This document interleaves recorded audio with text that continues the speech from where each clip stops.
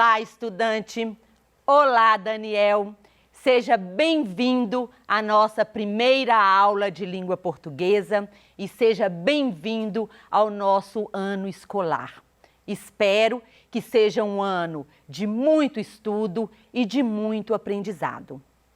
Meu nome é Rose Melo, eu sou professora de língua portuguesa e a nossa aula de hoje é sobre modalização.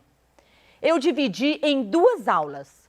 Então, vão ficar modalização 1 e modalização 2. Depois nós teremos uma aula sobre texto argumentativo, onde vamos estudar o que é um texto argumentativo, o que é fazer uma argumentação, como fazer uma argumentação. Depois nós vamos trabalhar sobre pesquisa escolar, para que serve uma pesquisa escolar e como fazer uma pesquisa escolar, e gênero textual, o poema, as características, os elementos de um poema. Todos esses temas que eu coloquei aqui está aí, caro aluno, no seu PET volume 1. Por quê? Porque esta aula é para dar suporte para você, para que você consiga fazer com facilidade, com tranquilidade, as suas atividades do PET. Vamos lá? Então, como eu falei, o primeiro tema é modalização 1, está aí na primeira semana do seu PET, nas páginas de 1 até 4. Então, se você que começou aí, levantou cedo e está aí assistindo esta aula, se você ficar até o final, eu tenho certeza que você, no final desta aula, será capaz de entender o que é modalização, conhecer os modalizadores discursivos, conhecer expressões modalizadoras do discurso, o que é isso, né? E analisar o papel dos modalizadores do texto, ok? Vai ficar craque. Então, vem aí. Mas o que é isso, né, professora? Modalização. Que palavra é esta? Que nome é este?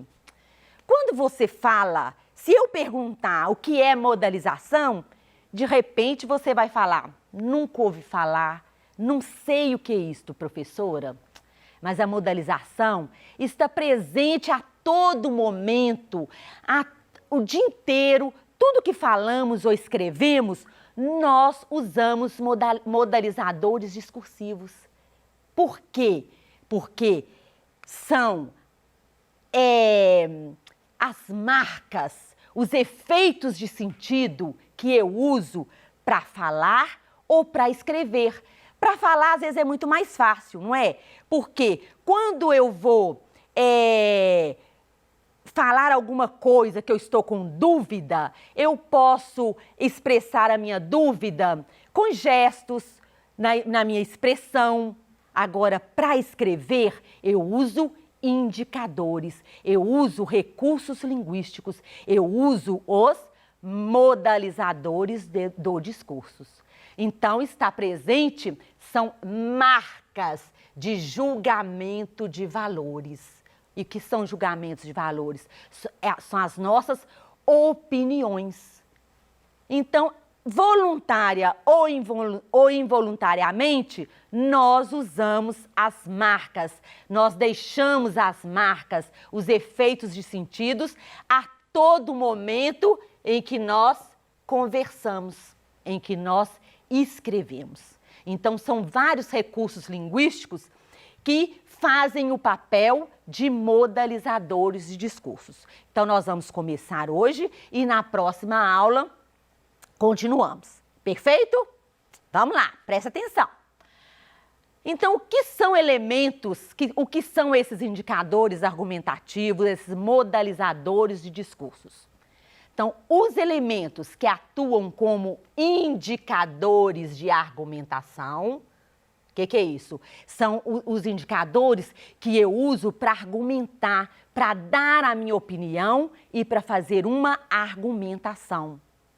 Nós chamamos de modalizadores de discursos. Então, vocês vão ver que são várias palavrinhas que funcionam como esses modalizadores.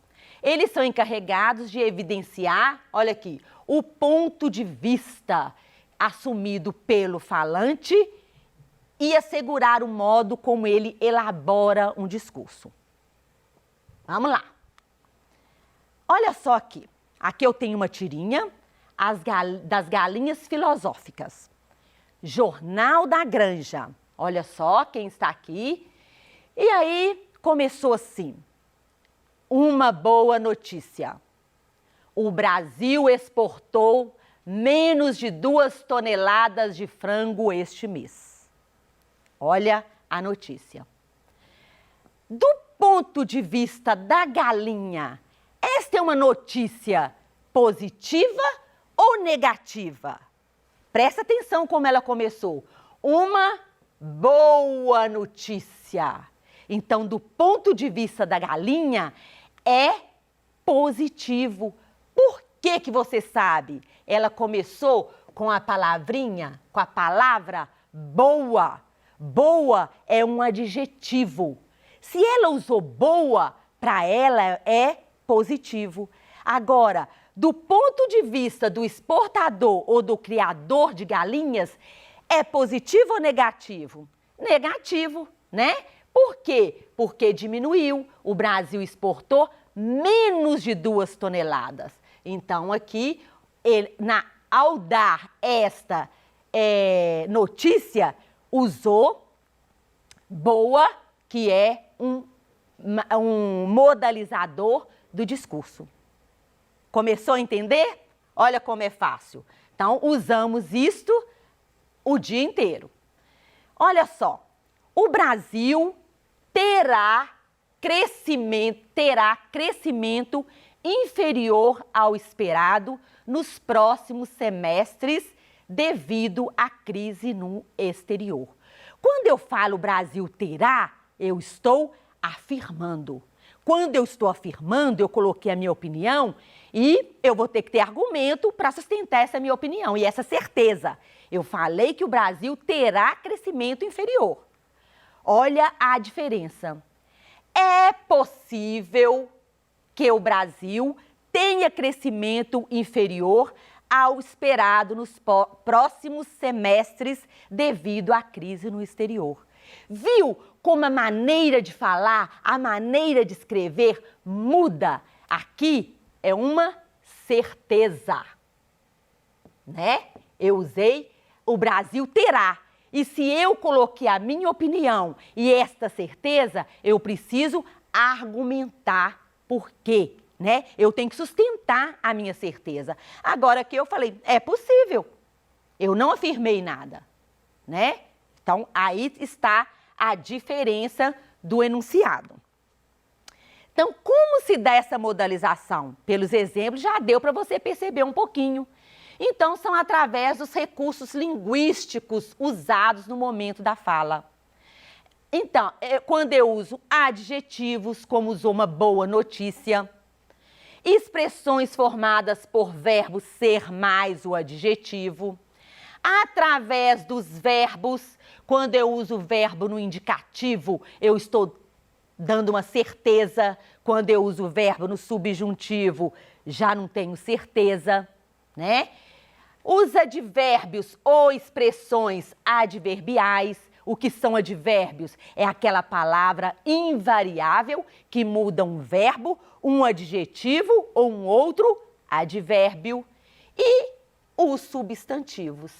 Então, estes são alguns dos modalizadores do discurso. São algumas palavras e expressões que, quando eu coloco no discurso, eu coloco a minha opinião.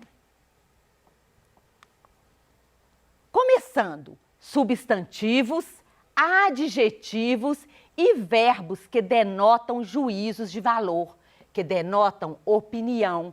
Pode ser positivo ou negativo sobre os fatos.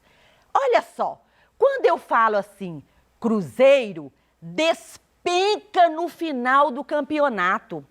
Olha como eu usei a palavra despenca. Olha só, despenca.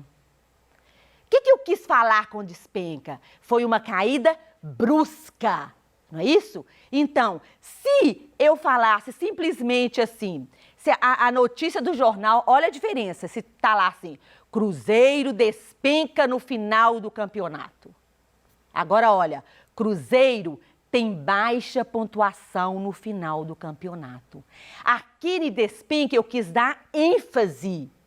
Aqui, Cruzeiro tem baixa pontuação, eu já quis amenizar. Então, aqui eu usei o verbo despencar. Ele é um modalizador. Eu quis dar ênfase. Negativo ou positivo? Quando eu falo despencou, né? É negativo. Outro exemplo. Foi um golaço de bicicleta. Gol é um substantivo. Só que eu não falei que foi um gol. Eu falei que foi um golaço. E quando eu falo assim, nossa, mas você viu que golaço de bicicleta? Quer dizer, foi um gol que chamou atenção. Foi um gol bonito, né? Então, eu quis dar ênfase àquele gol. Quando eu falo assim, ele é abonado. Eu não estou falando ele é rico, eu estou falando ele é abonado. Quer dizer, eu estou querendo falar muito mais do que rico. Então aqui, olha só, o golaço é um adjetivo, é um substantivo que está no aumentativo. E aqui eu usei um adjetivo. Então, despencar, que é um verbo. Golaço, que é um substantivo no aumentativo, e abonado, que é um adjetivo, uma característica, né?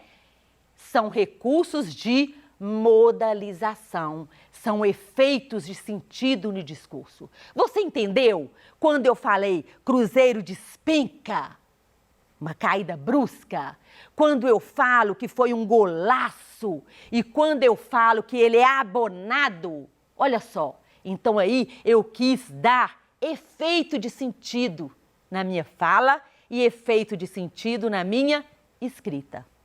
São modalizadores do discurso. Agora compare a maneira de enunciar um mesmo fato indicada pelas formas de modalização do discurso. Quando eu chego para você e falo assim, talvez o mecânico conserte o carro hoje. Talvez. O que indica esse talvez? Uma dúvida, não é isso?